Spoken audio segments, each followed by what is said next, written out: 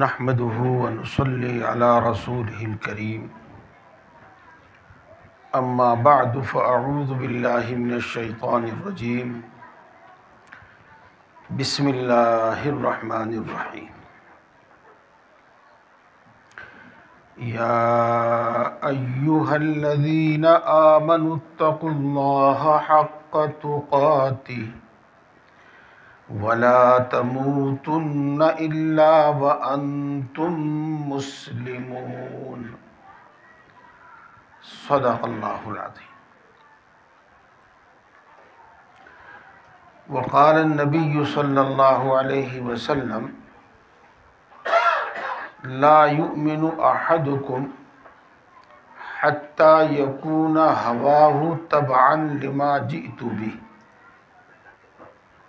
او كما قال علیہ الصلاۃ والسلام. حضرات علماء کرام، اساتذہ اعظام، قابل احترام معلمات، عزیز طالبات،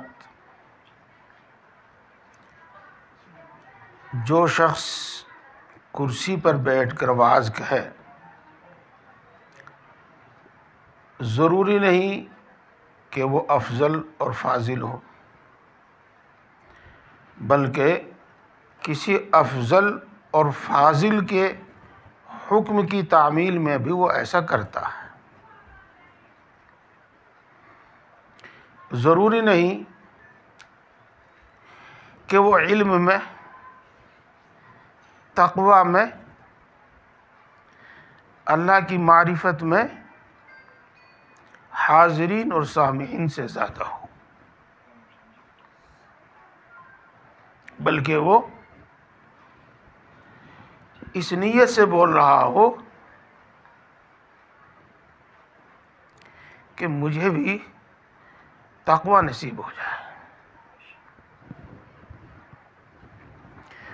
مجھے بھی اللہ کی معرفت میں سے کچھ حصہ مل جائے.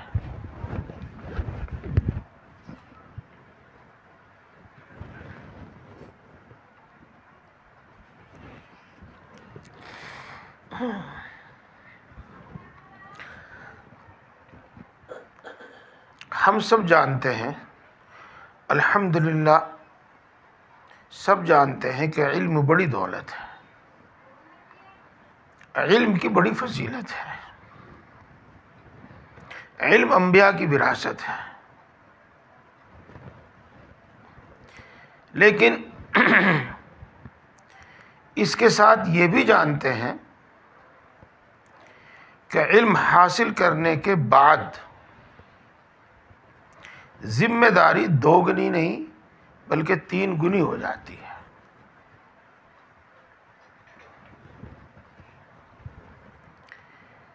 یہ بھی ہمیں معلوم ہے کہ علم کی جو ضد ہے، جہالت، اس کے 3 معنی آتے ہیں، اس کے 3 مفہوم ہیں. ایک مفہوم یہ ہے کہ آدمی کسی چیز کو جانتا ہی نہیں. مثلا کسی سے پوچھا جائے کہ آپ کو شوگر ہے، تو وہ یہ کہے کہ مجھے معلوم نہیں، میں نے مدتوں سے چیک نہیں کرایا، کبھی چیک نہیں کرایا، مجھے معلوم نہیں کہ مجھے شوگر ہے یا نہیں.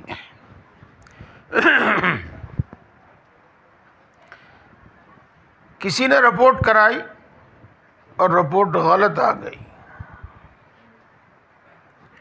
اس کو شوگر نہیں تھا لیکن رپورٹ بتا رہی ہے کہ شوگر ہے. اس کو شوگر تھا، رپورٹ بتا رہی ہے کہ نہیں ہے. یہاں وہ رپورٹ دیکھ کر یہ کہتا ہے کہ مجھے شوگر نہیں ہے، حالانکہ اس کو ہے. یہ بھی جہالت ہے. آپ نے پڑھا ہوگا، اسی کو جہل مرکب کہتے ہیں. اور یہ جہل مرکب جہل بسیط سے کہیں زیادہ مضر ہے.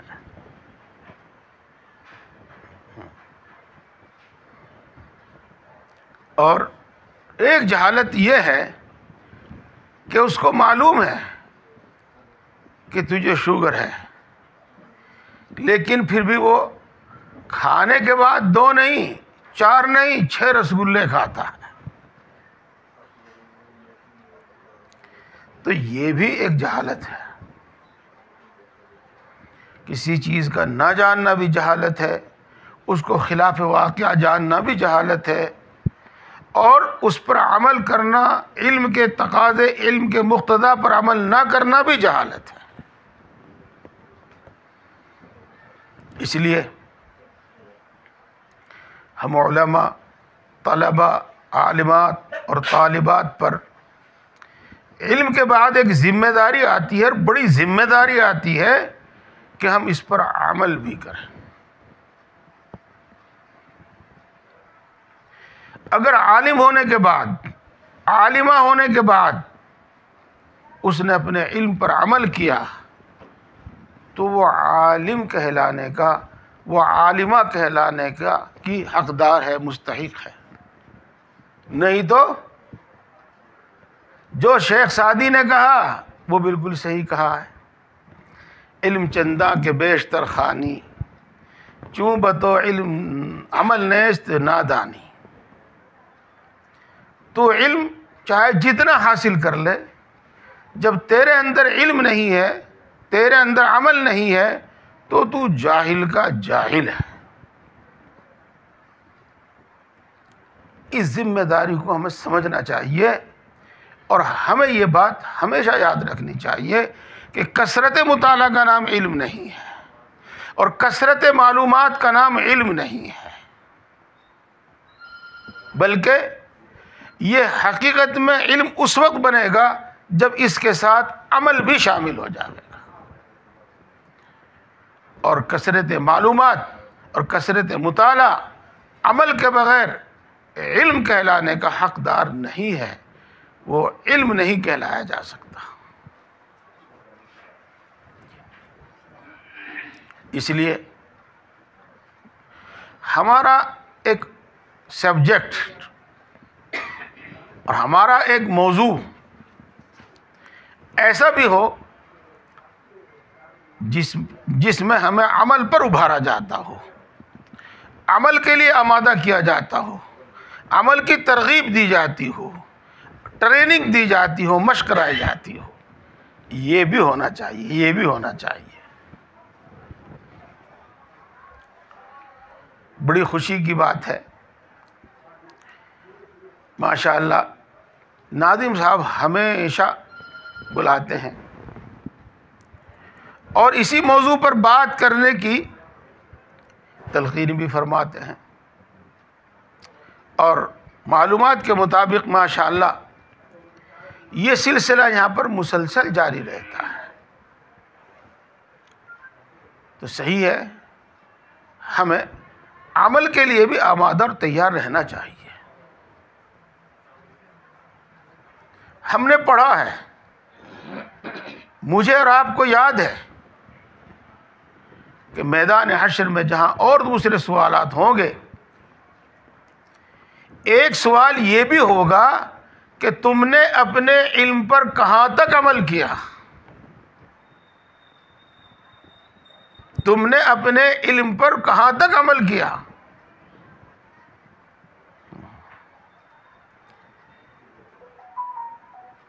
عزیز طالبات، اس سوال کو بھی ذہن میں رکھنا چاہیے اور اس کی بھی تیاری رکھنی چاہیے، اس کی بھی تیاری رکھنی چاہیے۔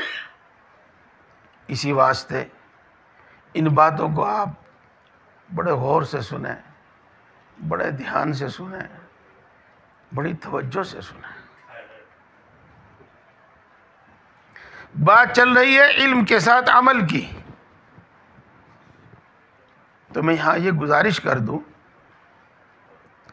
اور اس گزارش سے پہلے یہ گزارش کر دوں کہ آپ اس کو نوٹ کر لیجئے۔ بڑی اہم بات ہے، بڑی اہم بات ہے۔ سماعت فرمائیں، جس طریقے سے علم محنت مشقت کے بغیر حاصل نہیں ہوتا. سب جانتے ہیں کہ علم محنت اور مشقت کے بغیر نہیں آتا. عمل بھی محنت مشقت کے بغیر نہیں آتا، عمل بھی مجاہدے کے بغیر نہیں آتا. اس واسطے صرف پڑھنے لکھنے پر اکتفا نہیں کرنا چاہیے، بلکہ ہمیں اس پر عمل کے واسطے بھی محنت مشقت کرنے اور مجاہدہ کرنے کے لیے تیار رہنا چاہیے.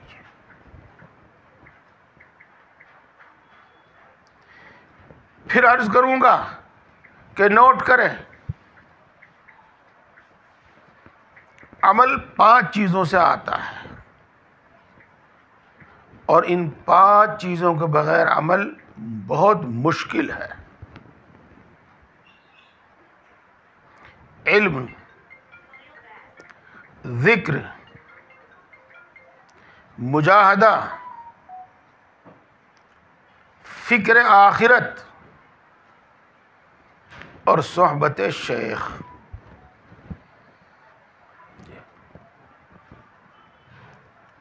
اس لیے ہمیں ہمیشہ اس بات کی طرف دھیان دینا چاہیے کہ ہم نے جو پڑھا ہے ہم اس پر عمل کریں گے.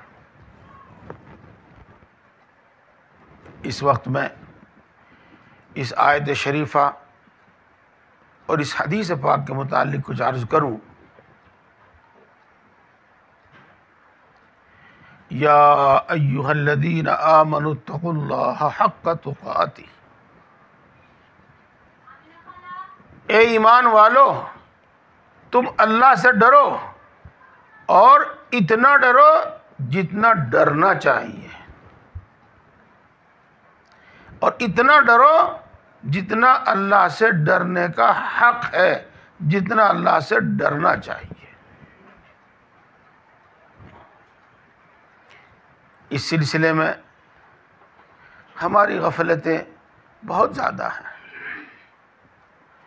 اور عوام میں نہیں، علماء میں روز بروز اس میں اضافہ ہوتا جا رہا ہے. ہاں سنیے، اگر قابل اصلاح بات ہو تو آپ اپنی اصلاح کیجئے، اور میری بات غلط ہو تو میری اصلاح کیجئے. صرف ایمان کافی نہیں، صرف ایمان کافی نہیں، بلکہ ایسا ایمان ضروری ہے جس میں یقین کے بعد شک و شبہ نہ ہو. انما المؤمنون الذین آمنوا باللہ ورسولہ ثم لم یرتابوا. مؤمنین وہ ہیں جو اللہ اور اس کے رسول پر ایمان لائے، اللہ اور اس کے رسول پر یقین کیا، اور ایسا پختہ یقین کہ ان کو کبھی پھر شک پیش نہیں آتا. اس میں اپنے ایمان ہی کا جائزہ لیں کہ اس میں شکوک و شبہات تو نہیں، اس میں شکوک و شبہات تو نہیں. اگر شکوک و شبہات والا مسئلہ ہے، آپ سمجھ لیجئے گا کہ شک و شبہ سے یقین زائل ہو جاتا ہے، ختم ہو جاتا ہے. اور ایمان نام ہے یقین کا، تو جب ایمان کے ساتھ شک و شبہ لاحق ہو گیا تو بتائیے یقین کہاں رہا، ایمان کہاں رہا.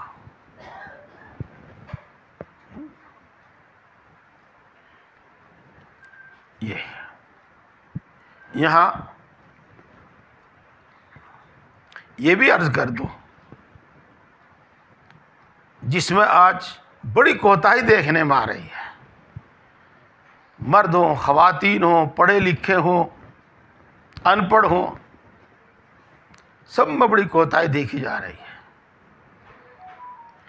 اللہ اور اس کے رسول پر ایمان لانا ایک عنوان ہے، اس کے ساتھ ساتھ اور بہت ساری چیزوں پر یقین کرنا ضروری ہے. جیسا کہ ہم ایمان مجمل اور ایمان مفصل میں پڑھتے ہیں۔ اس وقت ان کا ذکر نہیں، بلکہ ایک چیز کی طرف توجہ دلانا ہے، اور وہ یہ ہے کہ ہم اللہ کے احکام کو قبول کریں، اللہ کے احکام کو تسلیم کریں، اور اللہ کے احکام میں کبھی شک و شبہ پیش نہ آئے، کبھی شک و شبہ پیش نہ آئے، کبھی شک و شبہ پیش نہ آئے۔ آج کی جو صورتحال ہے، جو دیکھا جا رہا ہے، ضرورت کے نام پر مفاد کو سامنے رکھتے ہوئے اللہ کے احکام ہی کو اڑایا جا رہا ہے۔ بیمہ جائز، میڈیکل انشورنس جائز، سود اور قمار کو حلال کیا جا رہا ہے، ویڈیو جائز، تصویر جائز،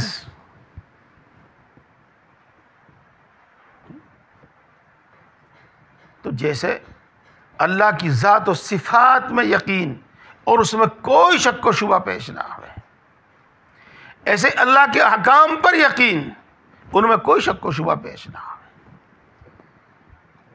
اور اگرچہ یہ صفت خاص طور سے حضرت عمر رضی اللہ تعالیٰ عنہ کی بیان کی جاتی ہے، لیکن سیرت پاک سے معلوم ہوتا ہے کہ تمام صحابہ کرام کی رضوان اللہ تعالیٰ علیہ مجمعین کی صفت تھی، کان وقافا عند کتاب اللہ، اللہ کی کتاب پر آ کر وہ بالکل رک جاتے تھے، پھر ان کی زبان نہیں چلتی تھی، ان کا دماغ نہیں چلتا تھا، ذہن نہیں چلتا تھا، وہ اپنی رائے کو دخل نہیں دیتے تھے، وہ اس کو فوراً تسلیم کر لیتے تھے۔ احکام میں شکوک و شبہات نہیں ہونے چاہیے۔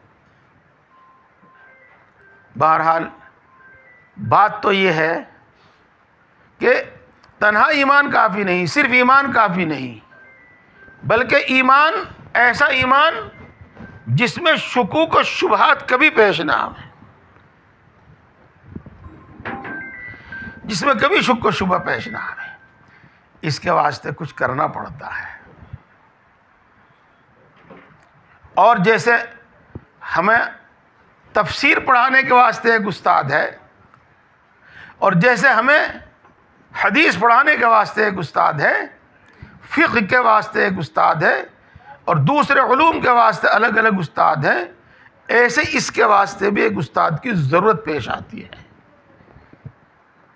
اسی کو شیخ کہتے ہیں، شیخ طریقت کے نام سے آج کل اس کو جانتے ہیں، اور پیر بھی کہتے ہیں، کہ یہ یقین کی دولت وہاں سے ملتی ہے۔ وہ کچھ تدابیر کراتے ہیں، وہ کچھ تدابیر کے ذریعے اصلاح کرتے ہیں، اور پھر یہ یقین کی کیفیت حاصل ہوتی ہے۔ اسی طرح آپ کو درمیان بات کرنے میں بڑا اطمینان ہوتا ہے، بڑی خوشی ہوتی ہے، کہ یقین یہ رہتا ہے کہ ہماری بات سننے والے اور سمجھنے والے سن رہے ہیں، جو بات ہم کہہ رہے ہیں وہ اس کو سننے اور سمجھنے کے اہل ہیں، اس لیے پورے جوش کے ساتھ اور پوری خوشی کے ساتھ یہ بات آپ کے سامنے پیش کی جاتی ہے۔ سامعین گرامی، ایمان اور یقین جس میں کبھی شک پیدا نہ ہو، اس کے ساتھ یہ بھی ضروری ہے کہ یقین کا وہ مقام حاصل ہو جس کا حکم دیا گیا ہے، جو مطلوب ہے، وہاں تک پہنچنا ہے۔ اور یقین کا وہ مقام کون سا ہے؟ یقین کا وہ مقام وہ ہے جو حضرت جبریل علیہ السلام نے فرمایا تھا، بتلایا تھا۔ کیا؟ ان تعبد اللہ کأنک تراہ فإن لم تکن تراہ فإنہ یراک۔ مغیبات پر علم ایسا، مغیبات کا یقین ایسا جیسے آنکھوں دیکھی چیز کا یقین. ان تعبد اللہ کانک تراہ کا ترجمہ کر رہا ہوں، جیسے آنکھوں دیکھا یقین. اللہ کے وجود اور موجود ہونے کا یقین جیسے آنکھوں دیکھا یقین. اور اللہ کی صفات کا یقین ایسا یقین جیسے آنکھوں دیکھا یقین. میں نے بہت مختصر سی دو بات آپ کے سامنے رکھی. میں بھی ایک طالب علم ہوں، خطیب نہیں ہوں. بار بار بات کو لوٹا کر دوہرا کر یہ چاہا جاتا ہے کہ اچھی طرح بات ذہن نشیں ہو جائے. ایمان کافی نہیں، ایمان کا وہ درجہ مطلوب ہے جس میں کبھی شک و شبہ پیش نہ آئے. اور یہ بھی اتنا بھی کافی نہیں، بلکہ اس کا ایک اونچا درجہ ہے، وہ مطلوب ہے، وہ مامور بھی ہی ہے کہ ایسا یقین جیسے آنکھوں سے دیکھنے کے بعد یقین ہوتا ہے. جب ہم غور کریں گے، اپنا جائزہ لیں گے، اپنے ایمان کا جائزہ لیں گے، تو ہمیں ضرورت پیش آئے گی، ہمیں اس کا یقین ہوگا کہ ہمیں ایمان کے لیے بھی کچھ کرنا چاہیے. ہم مومن ہیں، ہمارے اندر ایمان ہے، لیکن مطلوبہ ایمان نہیں.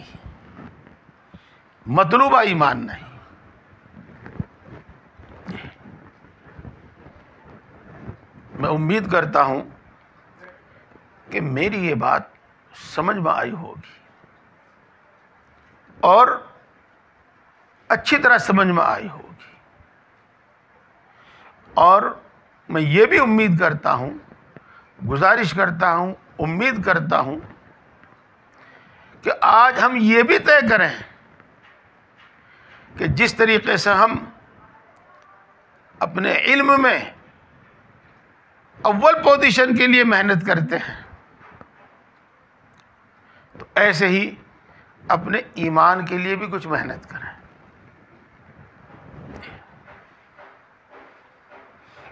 عزیز طالبات، آپ ہی کی تعداد یہاں زیادہ ہے، آپ ہی سے خصوصی خطاب ہے. صرف ایمان بھی کافی نہیں، بلکہ اس کے ساتھ اعمال صالحہ بھی ضروری ہے. نیک اعمال بھی ضروری ہے. قرآن پاک کی تلاوت کے دوران، کلام پاک کی تفسیر کے دوران آپ نے نوٹ کیا ہوگا، اور اگر اس طرف توجہ نہ ہو تو اب میرے کہنے کے بعد توجہ دیجئے. کون سی ایسی آیت ہے جس میں صرف ایمان کا حکم ہے؟ نہیں، بیشتر آیات میں ایمان کے ساتھ نیک اعمال کا ذکر ہے. بیشتر آیات میں ایمان کے ساتھ تقوی کا ذکر ہے. ایک آیت جس سے کہتے ہیں یا ایھا الذین آمنوا آمنوا باللہ ورسولہ، تو وہاں بھی عمل ہی کا حکم ہے. تو تنہا ایمان بھی کافی نہیں، بلکہ اس کے ساتھ اعمال صالحہ بھی ضروری ہے، اس کے ساتھ تقوی بھی ضروری ہے. اعمال صالحہ کہو یا تقوی کہو، مطلب دونوں کا ایک ہی ہے. جب نماز پڑھنے کا حکم ہے تو ترک نماز کی ممانعت ہے. روزے کا حکم ہے تو ترک روزہ کی ممانعت ہے. اسی طرح سمجھتے چلے جائیے. جب عفت اور پاک دامن رہنے کا حکم ہے تو زناکاری اور اس کے مبادیات اور مقدمات کی ممانعت ہے. جب حلال کھانے کا حکم ہے تو حرام کی ممانعت ہے. تو اعمال صالحہ کے ساتھ گناہوں سے بچنا بھی آ گیا، اعمال صالحہ ہی میں گناہوں سے بھی بچنا داخل اور شامل ہے۔ اسی واسطے کہا جاتا ہے کہ تقوی اس کو کہتے ہیں اور اعمال صالحہ اس کو کہتے ہیں کہ آدمی مامورات کا پابند ہو اور منہیات سے اجتناب کرتا ہو۔ مامورات کی پابندی، منہیات سے اجتناب، جن کاموں کا حکم دیا گیا ہے ان کی پابندی اور جن سے منع کیا گیا ہے ان سے اجتناب، اور صرف اجتناب نہیں بلکہ اجتناب سے اونچا ایک درجہ ہے جس کو کہتے ہیں احتیاط۔ احتیاط، الحلال بین والحرام بین وما بینہما مشتبہات فاستنزہوا عن المشتبہات۔ اس پوری بات کو ہم ایک جملے میں کہہ سکتے ہیں کہ احتیاط۔ یہ سب باتیں ہماری اور آپ کی پڑھی ہوئی ہیں، بار بار کی پڑھی ہوئی ہیں، اور یہ باتیں ہمیں عمل کی دعوت دیتی ہیں، عمل کی دعوت دیتی ہیں۔ کبھی کبھی یہ بھی ہو کہ جیسا کہ ہمیں علم میں دلچسپی ہے اور عمل سے غفلت ہے، تو عمل میں بھی دلچسپی پیدا ہو جائے، عمل میں بھی دلچسپی پیدا ہو جائے۔ میں اس وقت تقوی کی بات کر رہا ہوں، تقوی کی بات کر رہا ہوں۔ تقوی کے 3 معنی آپ کو بتائے گئے ہوں گے۔ ایک، کفر و شرک کو چھوڑ دینا، کفر و شرک سے بچنا، یعنی ایمان اختیار کرنا، اور دوسرے مامورات کی پابندی اور منہیات سے اجتناب، جن کا حکم دیا گیا ہے ان کی پابندی کرنا اور جن سے روکا گیا ہے ان سے بچنا۔ کفر و شرک سے بچنا تقوی کا ادنا درجہ ہے، اور مامورات کا اتباع، منہیات سے اجتناب، یہ عام مسلمانوں کا تقوی ہے، عام مسلمانوں کا تقوی ہے۔ اور دل سے غیر اللہ نکل جاوے، غیر اللہ کا دل سے خیال نکل جاوے، یہ تقوی کا اعلیٰ درجہ ہے، اور یہ خاص لوگوں کا یعنی علماء کا تقوی ہے، یہ خاص لوگوں کا اور علماء کا تقوی ہے۔ حضرت عبداللہ بن مسعود رضی اللہ تعالی عنہ، بعض حضرات یوں فرماتے ہیں کہ یہ مرفوع حدیث ہے، اور بعض کہتے ہیں کہ حضرت عبداللہ بن مسعود رضی اللہ تعالی عنہ کا قول ہے۔ حق تقوی یہ ہے کہ اللہ کا ہر حکم مانا جاوے اور کسی حکم کی خلاف ورزی نہ کی جائے، اور اللہ کو یاد رکھا جاوے، اللہ کو بھلایا نہ جائے، اور اللہ کا شکر ادا کیا جائے، اللہ کی ناشکری نہ کی جائے۔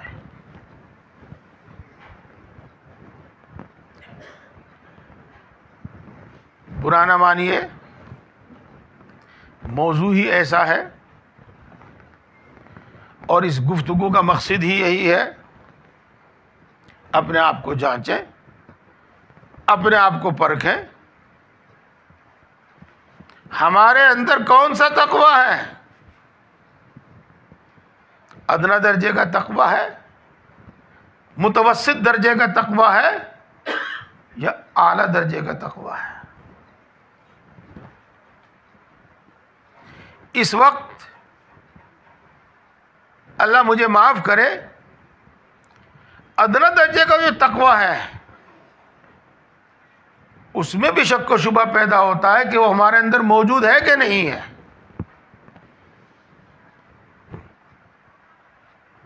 اس واسطے کہ ہم نے شریعت اسلام کو، قانون اسلام کو پس پشت ڈال دیا ہے.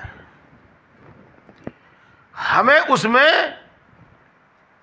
بھلائی نہیں نظر آتی، خوبی نہیں نظر آتی.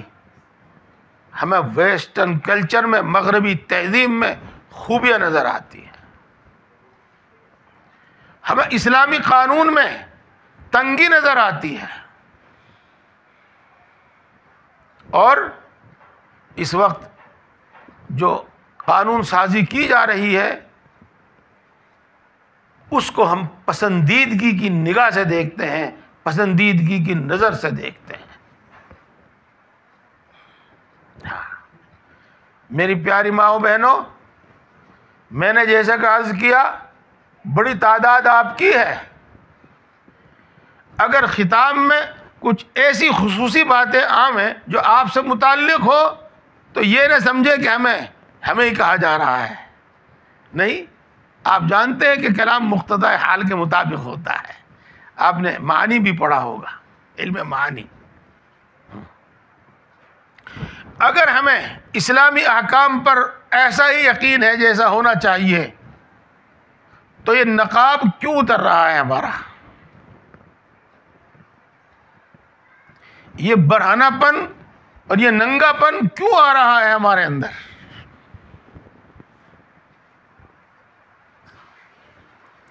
آج ہماری دلچسپی جاب میں کیوں بڑھتی جا رہی ہے؟ ہماری دلچسپی جاب میں کیوں بڑھتی جا رہی ہے؟ وہاں کی صورتحال تو یہ ہے کہ دین پر عمل نہیں ہو پاتا، دین پر عمل نہیں ہو پاتا، کر نہیں سکتے.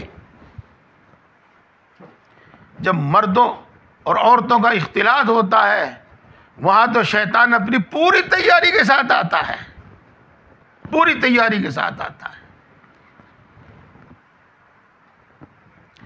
تو میرے ان دو سوالوں کا جواب آپ اپنے دل میں ڈھونڈیں، اپنے علم میں ڈھونڈیں.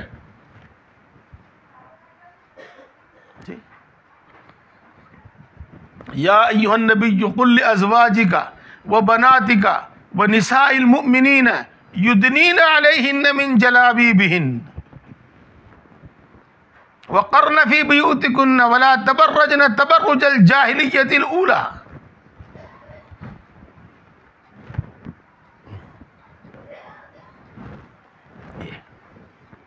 میں عرض یہ کر رہا تھا، ابھی بات ہے کہ ادنیٰ درجے کا بھی تقویٰ ہے کہ نہیں ہے، ایمان بھی سلامت ہے کہ نہیں ہے. ہم نے تو یہ پڑھا ہے، آپ کو بھی آپ کے اساتذہ کرام نے یہ بتایا ہے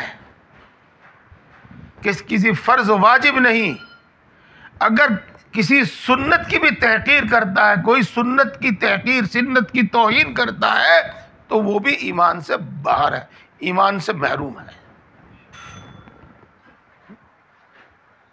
اگر وہ اللہ کے مقررہ احکام کو، صریح احکام جو قرآن پاک میں ذکر کیے گئے ہیں ان میں شک و شبہ کرتا ہے تو ایمان نہیں ہے، ایمان نہیں ہے.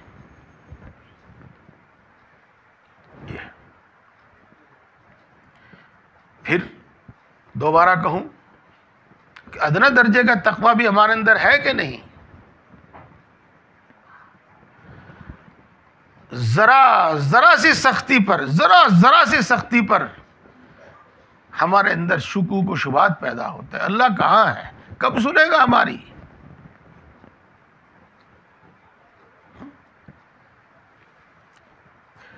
ذرا سی سختی پر ہماری زبان پر یہ ہے، دعا کرتے ہیں قبول تو ہوتی نہیں، دعا کرتے ہیں قبول تو ہوتی نہیں.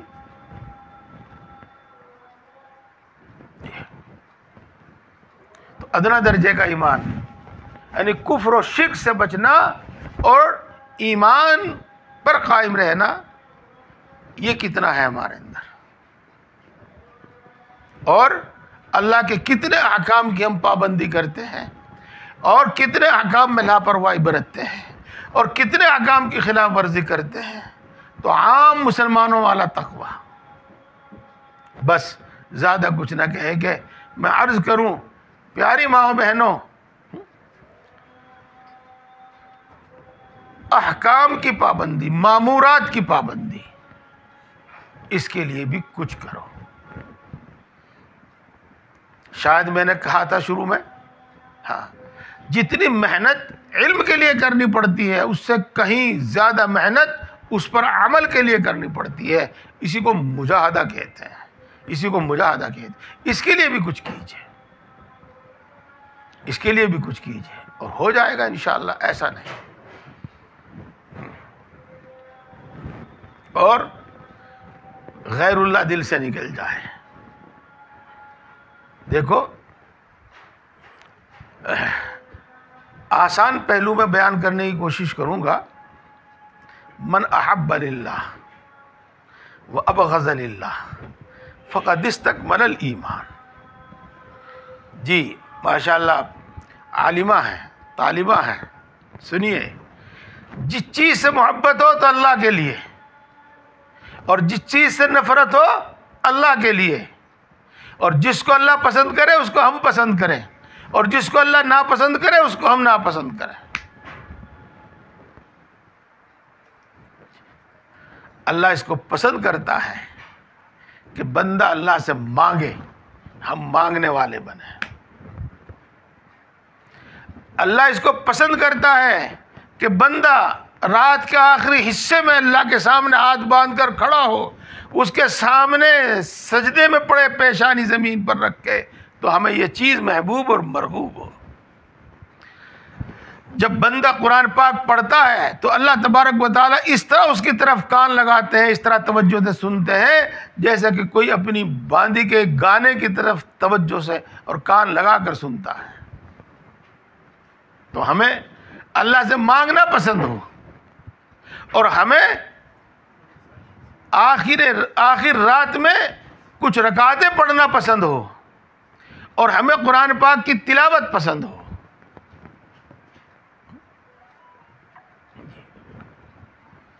جو چیز اللہ کو پسند وہ ہمیں پسند، اور جو اللہ کو ناپسند وہ ہمیں ناپسند۔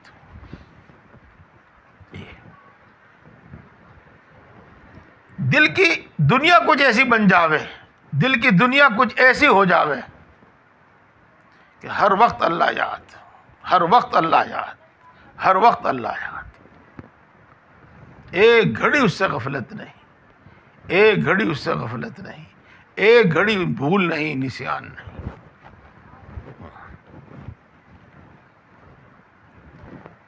بڑی عبرت کا واقعہ ہے، بہت ہی رہنما واقعہ ہے، راہ دکھانے والا۔ حضرت شیخ الحدیث مولانا محمد زکریا صاحب رحمۃ اللہ علیہ نے بھی یہ قصہ اپنی آپ بیتی میں لکھا ہے، اور یہ قصہ ہے بھی ہمارے یہاں کا ہی۔ اس وقت اگر آپ وہاں آئیں اور آپ کو دعوت ہے، آپ تشریف لائیں، میزبانی کے لیے محمد زکریا حاضر ہے۔ پانی پت اور کیرانہ کے درمیان جمنا ندی ہے، جمنا ندی جو یوپی اور ہریانہ کو تقسیم کرتی ہے۔ پہلے بھی یہ یہیں بہتی تھی، کبھی دائیں کو سرک جاتی ہے، کبھی بائیں کو سرک جاتی ہے۔ اب تو باندھ وغیرہ لگا کر اس کو مقید کر دیا گیا ہے۔ بہرحال مختصر یہ کہ ایک زمانے میں عدالت اور کچہری کرنال میں تھی، وہاں یہ جمنا پار کر کے جانا ہوتا تھا۔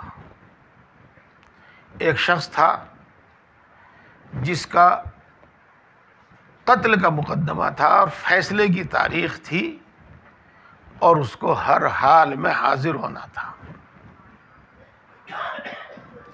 آج تو جگہ جگہ پل بن گئے ہیں، وہ غربت کا زمانہ تھا ملک کے لیے بھی کہ پل نہیں تھے، کشتیاں چلتی تھی۔ تو پانی میں اتنی طغیانی تھی کہ کشتیاں بھی نہیں چل رہی تھی، اور بظاہر دریا پار کرنے اور کرنال جانے کی کوئی صورت ممکن نہیں تھی۔ جب آدمی گھبراتا ہے، وسائل فیل ہو جاتے ہیں، ناکام ہو جاتے ہیں، یا وسائل موجود نہیں ہوتے، تو اس وقت عام طور سے ہر انسان، مومن بھی، کافر بھی، مشرک بھی، موحد بھی، اللہ کی طرف متوجہ ہوتا ہے۔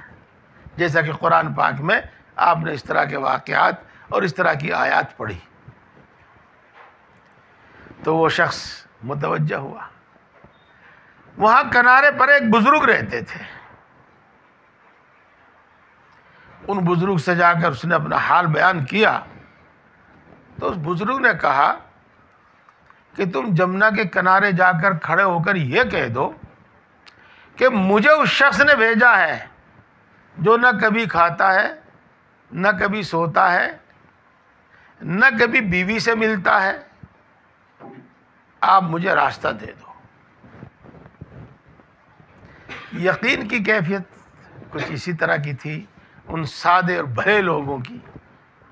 اس نے جا کر جمنا کے کنارے کھڑا ہو کر کہا کہ مجھے فلاں شخص نے بھیجا ہے، ایسے شخص نے بھیجا ہے جو نہ کھاتا ہے، نہ سوتا ہے، نہ بیوی سے ملتا ہے، تم مجھے راستہ دے دو۔ جمنا نے راستہ دے دیا، اور وہ اس طغیانی کے باوجود اور اس تیز رو اور پانی کے تیز بہاؤ کے باوجود وہ جمنا سے پار ہو کر پرلی طرف چلا گیا۔ کوئی یہی ایک شخص نہیں تھا، اور بھی لوگ آتے تھے، اپنی کوئی حاجت رکھتے تھے، تو یہ شخص، یہ بزرگ یہی کہتے تھے۔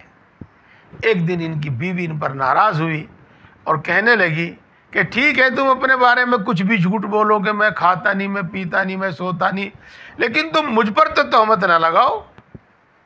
یہ جو تم کہتے ہو کہ میں بیوی سے نہیں ملتا، اگر تم بیوی سے نہیں ملتے تو بچے کہاں سے آئے ہیں؟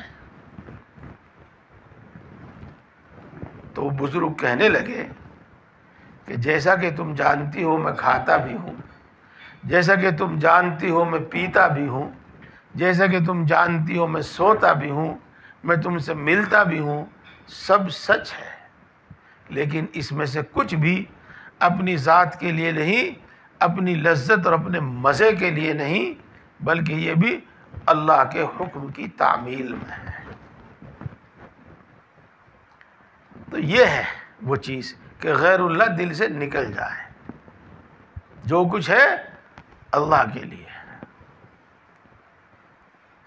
ایک جذبہ دل کے اندر پیدا ہوتا ہے، ایک جذبہ دل کے اندر پیدا ہوتا ہے، اور دل کے اندر ایک ایسی قوت پیدا ہوتی ہے کہ اس جذبے اور اس قوت کا منشا یہ ہوتا ہے کہ کسی درجے میں بھی اللہ کی نافرمانی نہ ہو، کسی درجے میں بھی اللہ کی نافرمانی نہ ہو۔ اسی کو ہم اکثر و بیشتر، اسی روحانی قوت کو اور اسی جذبے کو ہم تقویٰ کہتے ہیں۔ سب سے پہلے تقوی کو ایمان سے تعبیر کر دیتے ہیں، دوسرے تقوی کو، دوسرے درجے کو اتباع شریعت سے تعبیر کر دیتے ہیں، اور اس درجے کو تقوی سے تعبیر کرتے ہیں۔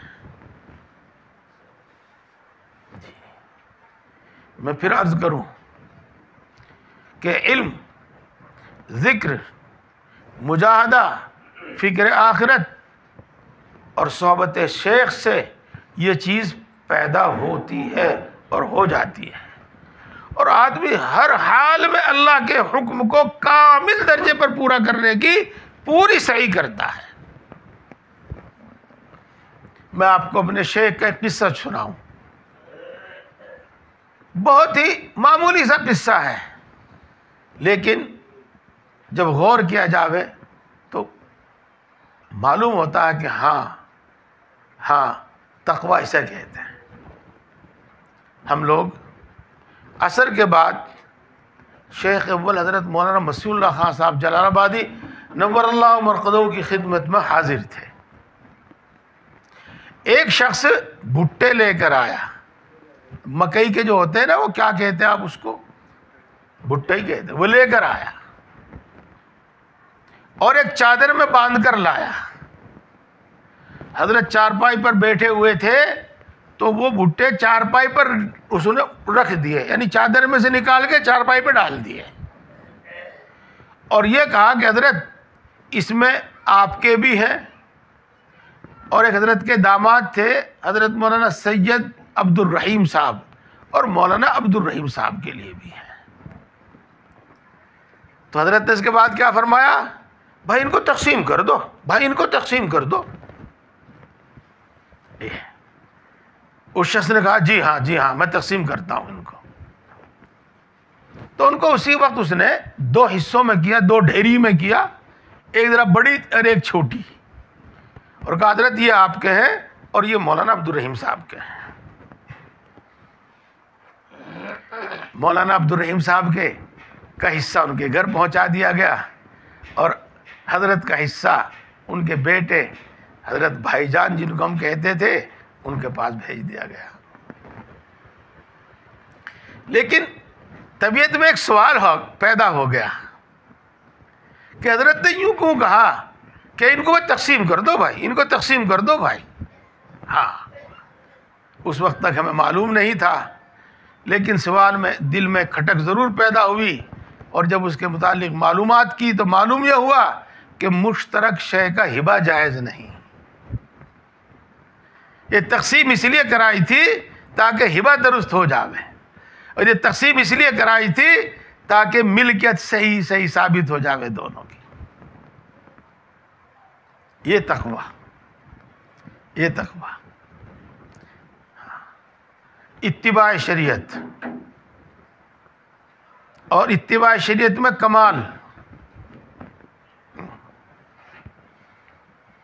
چلیے میں 1-2 قصہ اور بھی سناؤں گا آپ کو، دوسرے بزرگوں کا بھی. اپنے استاد محترم حضرت مولانا عقیل الرحمن صاحب مد ظلہ العالی ماشاء اللہ بھی حیات ہیں. میں نے ان کے پاس ایک خط بھیجا، اور آپ میں سے بڑے جانتے ہیں کہ ایک خط بھیجا جاتا تھا جس پر ڈاک ٹکٹ وغیرہ کچھ نہیں لگایا جاتا تھا، ایسے بھیج دیا جاتا تھا. وہ شخص جس کے پاس وہ خط پہنچتا تھا وہ کچھ دام پیسے ادا کرتا تھا ڈاکیے کو، اس کو بیرنگ کہتے تھے. تو ایک ضروری خط تھا، ضروری بات تھی، وہ میں نے بیرنگ ڈاک کے ذریعے بھیجا، یعنی جس پر کوئی سرکاری محصول، سرکاری ٹکٹ وغیرہ نہیں لگایا. اور اس وقت 2 روپے دینے پڑتے تھے ڈاکیے کو، تو میں نے اس کے اندر 5 روپے رکھ دیے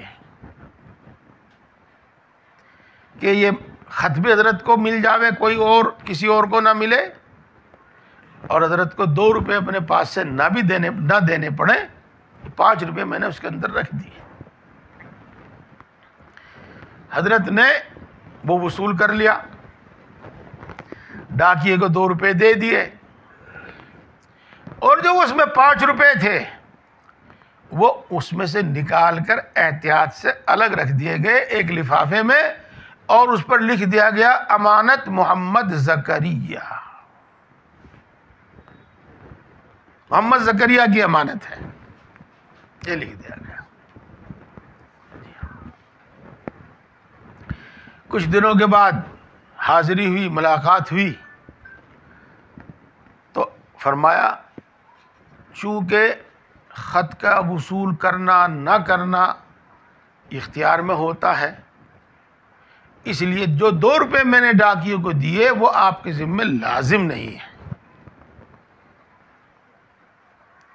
تو وہ 5 روپے جو آپ نے اس میں رکھے تھے، اسی نیت سے رکھے تھے، وہ آپ کے ہیں. ٹھیک، میں کہا حضرت یہ آپ کے لیے ہدیہ ہے. ہاں اگر ہدیہ ہے تو قبول ہے، قبضہ میرا ہے ہی، قبضہ میرا ہے ہی. تو اور تو بات جو تھی، لیکن یہ سوال کہ قبضہ میرا ہے ہی، یہ بھی پھر کھٹکا. ہاں معلوم یہ ہوا کہ قبضے کے بغیر ہبہ مکمل نہیں ہوتا. قبضے کے بغیر ہبہ مکمل نہیں ہوتا، ملکیت کامل نہیں ہوتی، ملکیت ثابت نہیں ہوتی. تو تقوی. ابھی میری 2-3 باتیں اور ہیں اور میں انشاءاللہ اسے پورا کرتا ہوں. جی کیا وقت ہوا؟ ہاں ٹھیک ہے.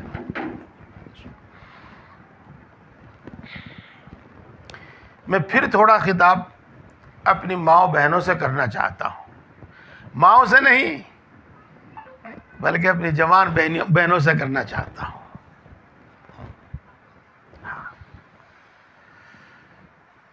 پردہ مردوں پر فرض نہیں، عورتوں پر ہے.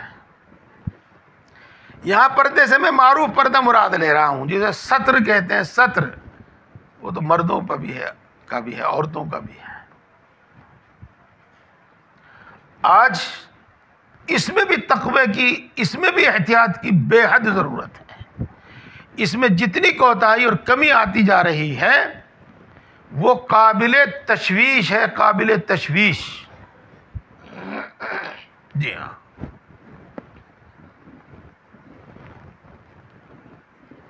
میں آپ کو نہیں کہتا، مجھے امید ہے اور پورا بلکہ یقین ہے کہ آپ میں سے کوئی ایسی نہیں ہوگی، کوئی ایسی نہیں ہوگی.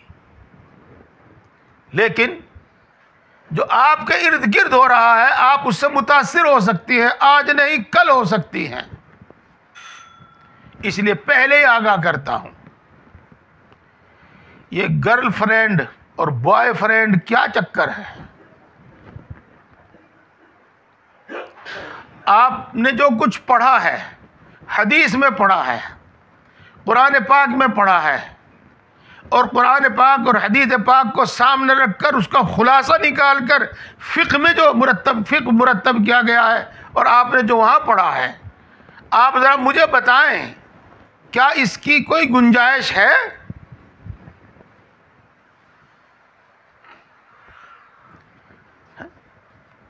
اس کی کوئی گنجائش نہیں ہے، اس کی کوئی گنجائش نہیں ہے.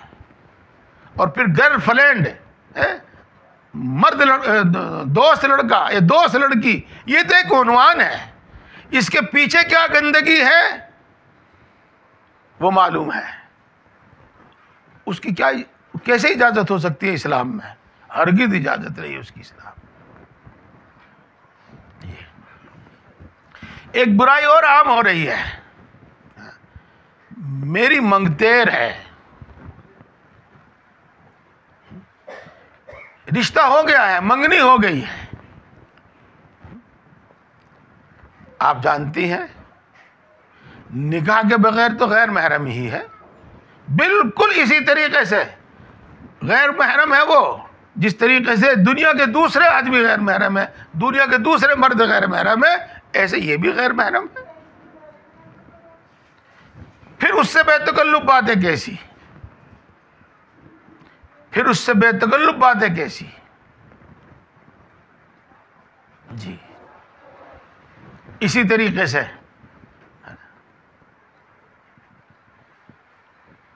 رب کاسیات عاریات ممیلات مائلات لا يدخلن الجنہ ولا یجدن ریحها وریحها توجد من مسیرۃ کذا وکذا. ترجمہ اس کا ہو جائے گا. میں آپ سے پوچھوں، آپ اس کا جواب سوچیں. اتنا ٹائٹ لباس جو جسم کے اعضاء کو نمایاں کر دے،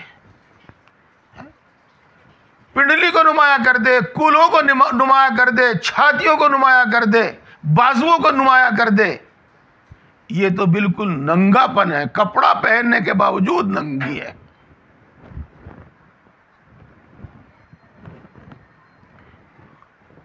جسم کے وہ اعضاء جن کو مرد کی حوثناک نگاہیں دیکھنے کے لیے بےتاب رہتی ہیں، کیوں کھولے جاتے ہیں؟ کیوں کھولے جاتے ہیں؟ نہیں، ان حوثناک نگاہوں سے تو بچنے کی صورت ان کو ڈھانکنا ہی ہے۔ افسوس کی بات، مردوں کی پینٹ ایڑیوں کے نیچے اور جوان لڑکی کا پاجامہ جس پنڈلی کو چھو رہا ہے، اپنی خوبصورت اور گوری پنڈلیاں دکھانے کے واسطے۔ نہیں، یہ تو سطر میں داخل ہے، اس کا تو چھپانا لازم ہے۔ کوہنیوں تک ہاتھ، اس سے اوپر تک کے بازو کھول رکھے ہیں، کیوں؟ ہاں، ایک اور کہہ دوں بات میں آپ کے سامنے،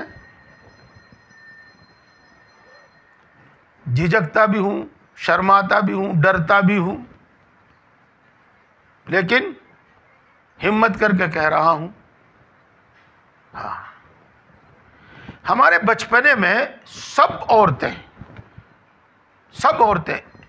ایسا کرتا پہنتی تھی جیسا مرد پہنتے ہیں، یعنی حلق تک اور گلے تک کا چھپا ہوا ہوتا تھا، یہاں بٹن لگے ہوئے ہوتے تھے جیسے مرد حضرات کو دیکھتے ہیں۔ جی ہاں، ہمارے بچپنے ہی میں چلا فیشنی گلا کہتے تھے اس کو ہمارے علاقے میں، اور گلا کاٹا جانے لگا جس میں سینہ نظر آتا تھا۔ اب اس میں اتنی بے احتیاطی ہو گئی کہ جان بوجھ کر اس کو اتنا بڑا بنایا جاتا ہے کہ کچھ پستان نظر آویں، ان کی جڑیں نظر آویں، کچھ پستان نظر آویں۔ کیسے اجازت ہوگی اس کی؟ نہیں، اس کی اجازت نہیں۔ پھر صورتحال یہ ہے، اور اس میں کوئی احتیاط نہیں ہے کہ وہاں سسر بھی موجود ہوتا ہے، جیٹھ دیور بھی موجود ہوتا ہے، اپنے جوان بیٹے بھی موجود ہوتے ہیں، اپنے جوان بھائی بھی موجود ہوتے ہیں، اور جہاں ذرا جھکتی ہے تو سب کچھ نظر آتا ہے، پورا سینہ نظر آتا ہے۔ کیوں احتیاط نہیں ہے؟ کیوں احتیاط نہیں ہے؟ جی ہاں، ان میں دونوں باتیں ہیں۔ کیا؟ احتیاط چاہیے، تقوی، احتیاط، اور اس کے ساتھ ساتھ اللہ کے احکام کو نظر انداز مت کیا جائے، اللہ کے احکام کو نظر انداز مت کیا جائے۔ یہ باتیں اسی طرح کی ہیں، تقوی سے متعلق بات چل رہی ہے تو ان باتوں کا ذکر آیا۔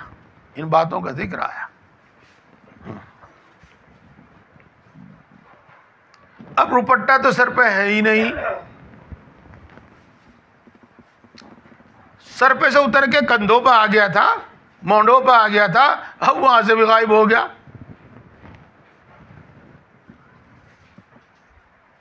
یہ اسلامی تہذیب نہیں ہے، اسلامی احکام کی پیروی اور پابندی نہیں ہے، یہ خلاف ورزی ہے، یہ اسلامی تہذیب نہیں ہے۔ ہاں، ماشاءاللہ آپ عالمہ ہیں، آپ کے سامنے یہ بات کہنا میرا مفید ہوگا، آپ فوراً سمجھ جاویں گی۔ سنو پیاری بہنوں، سنو، ہماری تہذیب ہمارے مذہب سے الگ کوئی چیز نہیں ہے، ہماری تہذیب، ہمارا مذہب ایک ہے۔ ہماری تہذیب، ہمارا رہن سہن، ہمارا کھانا پینا، ہمارا پہننا، سب ہمارا دین کا حصہ ہے۔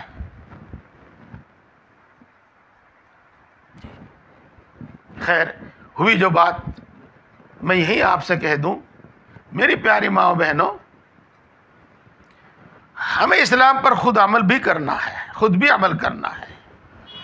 اور ہمیں اسلام دوسروں تک بھی پہنچانا ہے، اپنے غافل بھائیوں، اپنی غافل بہنوں تک بھی پہنچانا ہے، اور ہمارے آس پاس رہنے والے منکر اور کافروں تک بھی ہمیں پہنچانا ہے، اور جیسے ایمان پہنچانا ہے ایسے ہی احکام کا بھی علم پہنچانا ہے، احکام بھی پہنچانا ہے. ان سے ہمیں اپنے اسلامی احکام تسلیم کرانے ہیں کہ اسلامی تہذیب، اسلامی کلچر یہی بہتر ہے. وہ ہمیں ان سے تسلیم کرانے ہیں. اس میں کچھ چیزیں ایسی ہیں جن میں ہماری ماؤں بہنوں کا کردار بڑا اہم ہے، بڑا اہم ہے. ہم جو بات گھنٹوں تک نہیں، دنوں میں نہیں تقریر کر کے نہیں سمجھا سکتے، 100 صفحات بلکہ اس سے زیادہ کی کتاب تصنیف کر کے نہیں سمجھا سکتے، وہ ہماری بہن، ہماری بیٹی اس کو 1 منٹ میں سمجھا سکتی ہے. جب وہ اسٹیشن پر برقعے میں ہو، جب وہ ایئرپورٹ پر برقعے میں ہو، جب وہ بازار میں برقعے پر ہو، جب اس کی نگاہیں یہاں پر نیچی ہوں، وہ کسی کو تاڑ نہ رہی ہو، کسی کو دیکھ نہ رہی ہو.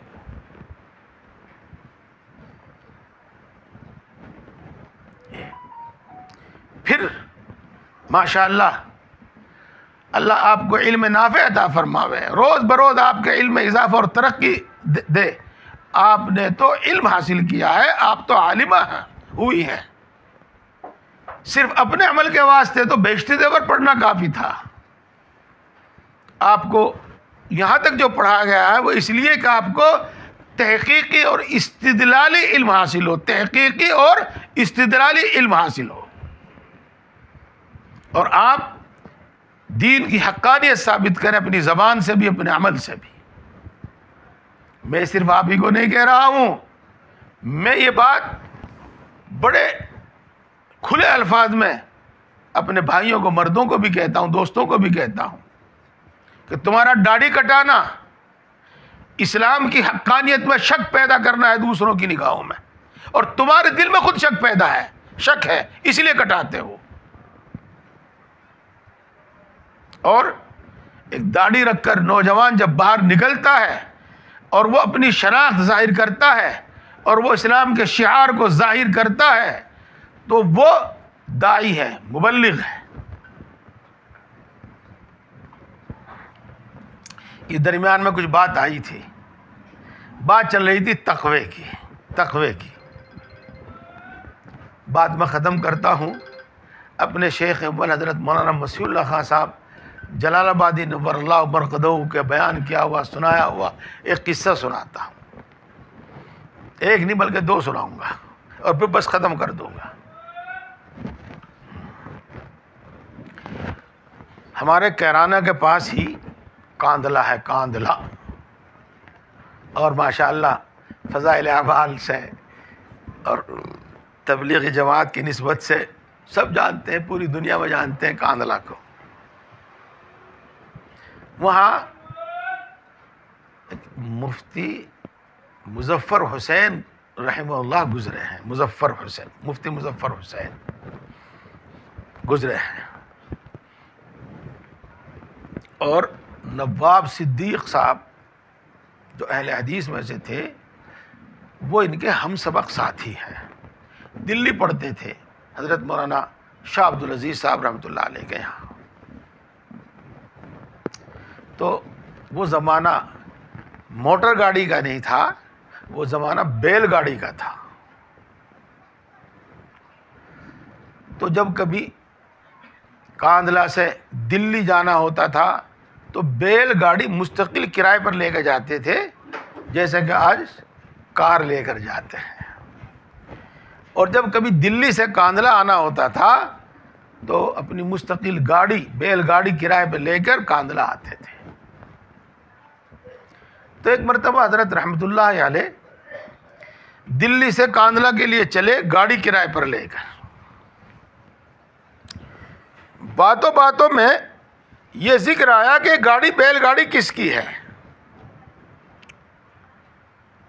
تو اس نے بتایا کہ یہ فلاں فاحشہ رنڈی عورت کی یہ گاڑی ہے اور میں اس کا نوکر ہوں. پہلے تو حضرت اس سے باتیں کر رہے تھے، اور یہ بات سن کر کچھ ہی لمحوں کے بعد وہ اترے اور کہا دیکھو مجھے پیشاب کا تقاضا ہے، میں پیشاب کر لوں اور تم چلو. میں بیٹھا بیٹھا تھک گیا ہوں، میرے گھٹنوں میں یعنی گھٹنے جکڑ گئے ہیں، ذرا میں کچھ پیدل چلوں گا، تم چلو. اور خود بیٹھ کر پیشاب کرنے لگے. بیٹھے رہے، بہت دور تک بیٹھے رہے، دیر تک بیٹھے رہے. جب گاڑی والا بہت دور چلا گیا، میلوں دور چلا گیا، تو اس نے گاڑی کھڑی کر لی. آ جائیں. تو چلے، قریب چلے، تم چلو میں آ رہا ہوں. تو وہ تو حکم کا تابع تھا، وہ چل دیا. کچھ دور جا کر کہنے لگا کہ آئیے بیٹھ لیجئے. نہیں، چلو تم، میں آ رہا ہوں. تو وہ شخص بھی سمجھ گیا کہ اب حضرت گاڑی میں نہیں بیٹھیں گے، اب یہ گاڑی میں نہیں بیٹھیں گے. اس نے کہا اچھا تو آپ مجھے یہاں تک کا کرایہ دے دیجئے کہ میں واپس چلا جاؤں. کہ نہیں، ہم آپ کو پورا کرایہ دیں گے، آپ کاندھلہ تک چلو. تو حضرت پیدل چلے اور گاڑی خالی چلی. کاندھلہ پہنچنے کے بعد عام طور سے جو رواج ہوتا تھا، یعنی بیلوں کو پانی پلوایا، گھاس کھلوایا اور گاڑی بان کو کھانا کھلوایا، وہ سب کر کے اور کرایہ دے کے اس کو واپس کر دیا.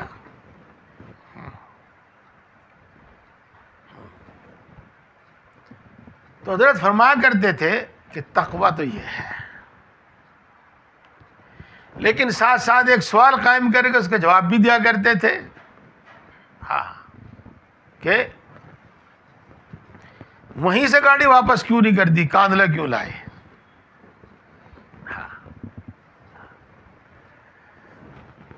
تو حضرت فرمایا کرتے تھے، اور میں سب کے سامنے بات کہتا ہوں، اور اللہ نے یاد دلا دی تو اللہ کا احسان جانتا ہوں، اللہ کا احسان مانتا ہوں، آپ بھی اس کی طرف دھیان دیں.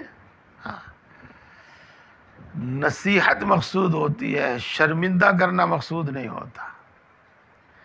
میری پیاری ماں بہنوں، سن رہے ہو آپ؟ نصیحت مقصود ہوتی ہے، شرمندہ کرنا مقصود نہیں ہوتا. اگر نصیحت کی امید نہ ہو تو پھر وہ بات ہی نہ کہی جائے. تو یوں کہتے تھے کہ اگر گاڑی وہیں واپس کر دی جاتی تو وہ عورت ضرور پوچھتی کہ اتنی جلدی کیسے واپس آ گئے. اور جب گاڑی والا وہ واقعہ بیان کرتا تو وہ عورت شرمندہ ہوتی. تو نصیحت مقصود ہوتی ہے، شرمندہ کرنا مقصود نہیں ہوتا. میرے دوستو اور میری پیاری ماں بہنوں، عزیز طالبات، میں بھی جانتا ہوں کہ ہم اتنے متقی نہیں بن سکتے، لیکن ان واقعات کو سن کر ہمارے اندر تقوی کے جذبات تو پیدا ہو سکتے ہیں اور ہونے چاہیے، اور ہم بھی کسی نہ کسی درجے میں تقوی پر عمل تو کریں، کسی نہ کسی درجے میں متقی تو بنے. جی ہاں، ایک واقعہ اور سماعت فرمائے. آنکھیں کھولنے والا بلکہ دل کے دروازے کھولنے والا. یہ نواب صدیق صاحب، انہوں نے کچھ لوگوں کی ساتھ میں اپنے استاد محترم شاہ عبدالعزیز صاحب رحمۃ اللہ علیہ کی، اپنے رفقائے درس کی دعوت کی.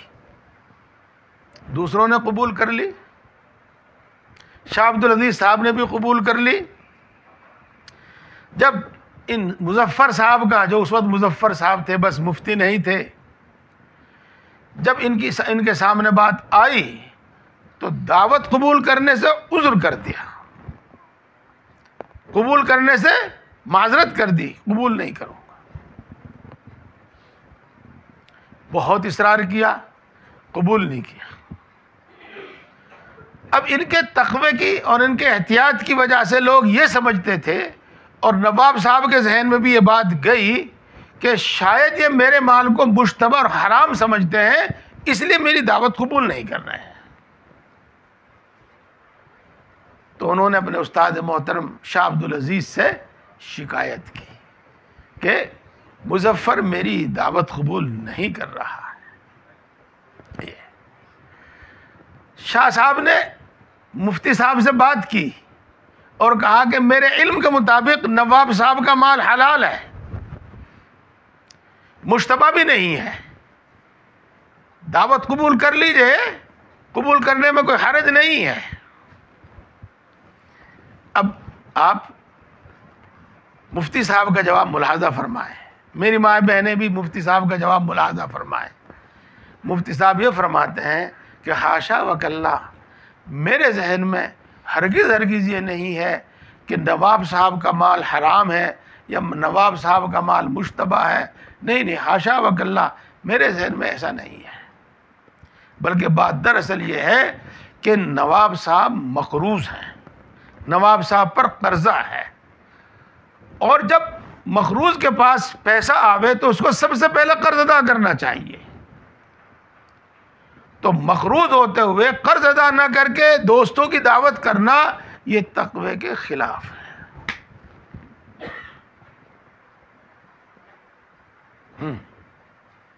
یہ تقوی کے خلاف ہے. چلیے، وقت بھی ہو گیا، بات بھی ہو گئی. میں اپنی باتوں کو مختصر طور پر پھر دہراتا ہوں. عزیز طالبات، جیسے علم کے واسطے محنت مشقت اٹھانا ضروری ہے، ایسے ہی عمل بھی محنت اور مشقت کے بغیر نہیں آتا. اس کو ہم مجاہدہ کہتے ہیں، مجاہدے کے بغیر نہیں آتا. آج مجاہدے کے بارے میں کچھ عرض نہیں، زندگی سلامت رہی پھر آنا ہوا تو مجاہدے کے بارے میں کچھ عرض کروں گا. مجاہدہ کسے کہتے ہیں؟ بس آج تو اتنی بات سمجھ لیجئے گا کہ کچھ مشقت اٹھائے بغیر اور کچھ منفعت کی قربانی دیے بغیر عمل نہیں ہوتا. ایک بات. دوسری بات، آپ کی ذمہ داری دوہری ہے. آپ عالمہ ہیں، ہاں، آپ کو ہر وقت یہ بات ذہن میں رکھنی ہے کہ ہمیں یہ جواب دینا ہے اللہ کو کہ تم نے اپنے علم پر کتنا عمل کیا. ہمیں یہ جواب دینا ہے اللہ کو کہ تم نے اپنے علم پر کتنا عمل کیا. اور دوسری بات جو میں نے عرض کی ہے، ایمان، اور ایسا ایمان جس میں کبھی کوئی شک و شبہ نہ پیش آئے، اور ایسا ایمان آنکھوں دیکھا یہ ایمان، مغیبات مشاہدات کے مثل ہو جاوے، مغیبات حسیات اور محسوسات کے مثل ہو جاوے. اس کے لیے کچھ کرنا ہے. اس کے بھی ماہر موجود ہیں، اس کے بھی استاد موجود ہیں، اس فن کے بھی ماہر موجود ہیں. یہ وہیں سے حاصل ہوگا. اور اس کے بعد ہے پھر تقوی. اور تقوی کا ایک درجہ وہ مامورات کا امتثال اور منہیات سے اجتناب، مامورات کی پابندی اور منہیات سے اجتناب ہے. اور ایک اس سے اعلیٰ درجہ کہ مشتبہات تک کو ترک کر دیا جائے، چھوڑ دیا جائے. چلتے چلتے ایک بات یاد آئی، میں بھی صرف اس کا عنوان آپ کے سامنے پیش کرتا ہوں اور اس کی مثالیں اور تفصیل چھوڑتا ہوں. کیا؟ سماعت فرماویں، نوٹ کریں. اعمال صالحہ کا پابند ہونا ہے تو اعمال صالحہ کے جو اسباب ہیں وہ اختیار کیے جائیں گے، اور اسباب کے بغیر اعمال صالحہ کی پابندی ممکن نہیں ہے. اور منہیات سے، معاصی سے بچنا ہے تو معاصی کے اسباب سے بچنا ضروری ہوگا. اگر معاصی کے اسباب سے نہیں بچیں گے تو معصیت سے نہیں بچ سکیں گے، گناہ سے نہیں بچ سکیں گے. زنا سے بچنے کے واسطے نگاہ نیچی رکھنی ضروری ہے، شرمگاہ کی حفاظت کے واسطے نگاہ نیچی کرنی ضروری ہے۔ نگاہوں کا بے قید ہو جانا اور نگاہوں کا بھٹک جانا یہ زناکاری کا سبب ہے، اس سے بھی بچنا ہوگا۔ جی، پردہ عفت و عصمت کی حفاظت کا سبب ہے، اس کو بھی لازم پکڑنا ہوگا۔ یہ مثال ہے صرف، یہ مثال ہے صرف۔ اللہ تبارک و تعالی ہم سب کو سمجھ اور عمل کی توفیق عطا فرمائے۔ وآخر دعوانا الحمد للہ رب العالمین۔